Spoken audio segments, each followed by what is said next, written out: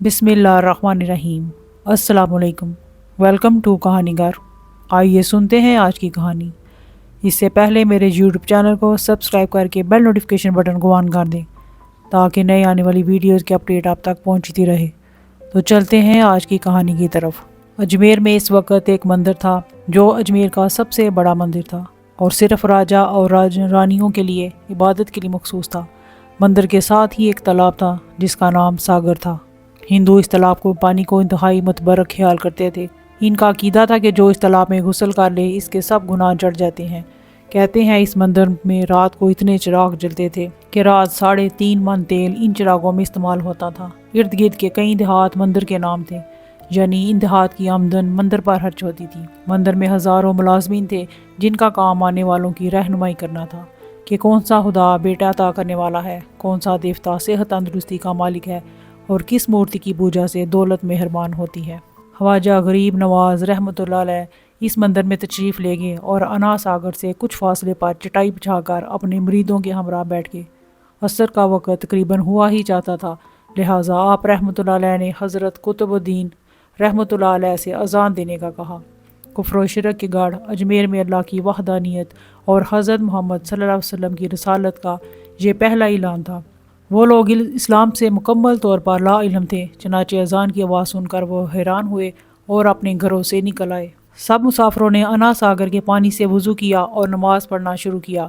सब हिंदू हैरान रह गए कि सब भगवान तो अंदर हैं, तो ये लोग सहन में किस भगवान को सजदा कर रहे हैं। शाम हुई तो राजा के ऊँट जो दिन में चरने के लिए गए हुए थे अपने चरवाहों के साथ वापस आने लगे। इत्तेफाक से जहाँ हज़रत ख्वाजा रहमतुल्लाह अलैह अपने साथियों के साथ बैठे थे वो जगह राजा के ऊँटों के बैठने की जगह थी। चरवाहों ने बाबा साहब रहमतुल्लाह से कहा कि उठो बाबा, ऊँटों के बैठने की जगह खाली करो।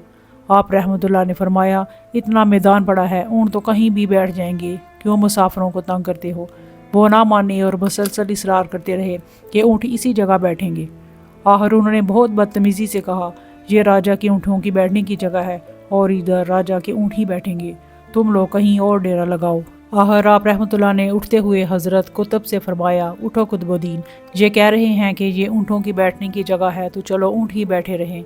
ये कहकर आप रहमतुल्लाह अपने साथियों समेत वहाँ से उठ के अगली सुबह जब ऊँटों की चराई के लिए ले जाने का वक़्त आया और चरवाहों ने ऊँटों को उठाना चाहा तो इन्हें पता चला कि ऊँट उठने के काबिल ही नहीं है। उन्होंने ऊँटों को मार मार कर ज़बरदस्ती इन्हें उठाना चाहा, लेकिन बैठे ही रहे। चरवाहे परेशान हो गए कि जो ऊँट इनके एक इशारे पर उठ बैठते थे आज क्यों नहीं उठ रहे। आखिर इन्हें याद आया कि कल इस मुसाफिर ने कहा था कि चलो ऊँट बैठे ही रहें। लोग इकट्ठा होना शुरू हो गए।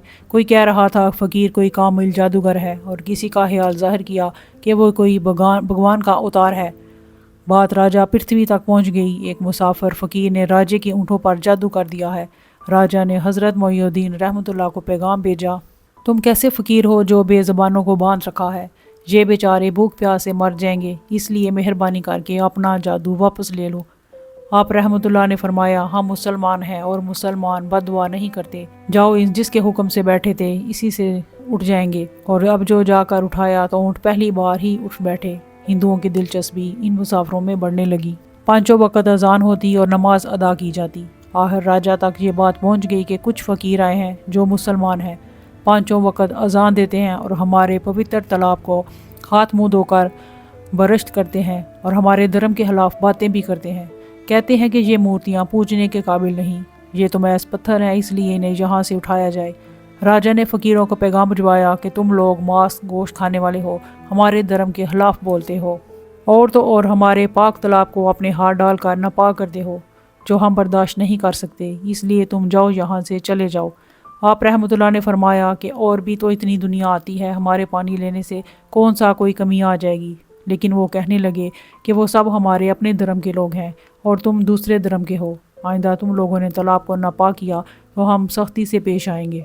आप रहमतुल्लाह ने हज़रत कुतुबुद्दीन बख्तियार रहमतुल्लाह से फरमाया, शायद ये लोग आइंदा हमारे लिए पानी लेने पर कोई फसाद बर्पा ना कर दें, जाओ एक मशकीज़ा पानी ले आओ ताकि ज़रूरत के वक़्त कुछ पानी तो मौजूद हो।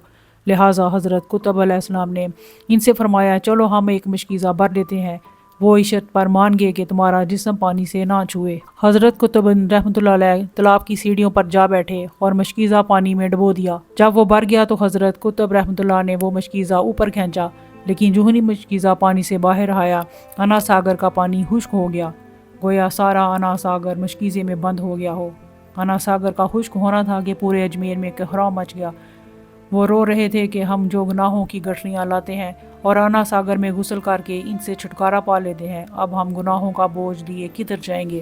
سارے علاقے میں خبر پھیل گئی کہ مسافر فقیر نے جادو کے زور سے انا ساگر کو خشک کر دیا ہے۔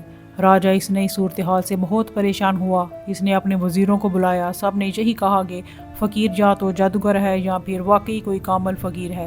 ساتھ ہی وہ پریشان ہوئے کہ اجمیر کی رونق تو تھی ہی انا ساگر کے دم سے، اسی کی وجہ سے لوگ دور دور سے اجمیر آتے ہیں اور اپنا ایمان تازہ کر کے لوٹتے تھے۔ انا ساگر کے خشک ہو جانے سے ہندو دھرم کی تبلیغ کو دھچکا لگے گا، اور یہی تشویشناک بات تھی۔ آخر طے پایا کہ فقیر سے مذاکرات کیے جائیں، اگر اس کے مطالبات اچھے ہوئیں، آخر وہ چاہتا کیا ہے، معقول ہوں تو تسلیم کر لیے جائیں، یا پھر سب مرد، عورتیں اور بچے جا کر فقیر کی منت سماجت کریں کہ لوگوں کو پریشانی سے نجات دلاؤ اور ہم پر کرم کرو۔ ہم پاپ بوجھ اٹھائے کدھر جائیں گے اور کیسے سکون پائیں گے؟ یہ تجویز زیادہ آسان تھی، لہٰذا تمام لوگ بابا صاحب کے پاس آئے اور بولے، بابا تم بھی وضو کر لیا کرنا، لیکن بھگوان کے واسطے ہمارا انا ساگر ہمیں لوٹا دو۔ آپ رحمۃ اللہ نے حضرت قطب الدین رحمۃ اللہ سے فرمایا، جاؤ قطب، مشکیزہ واپس تالاب میں ڈال آؤ۔ مشکیزہ تالاب میں الٹا گیا اور انا ساگر کناروں تک اچھل آیا۔ اس پانی نے کئی دلوں کو دھو ڈالا۔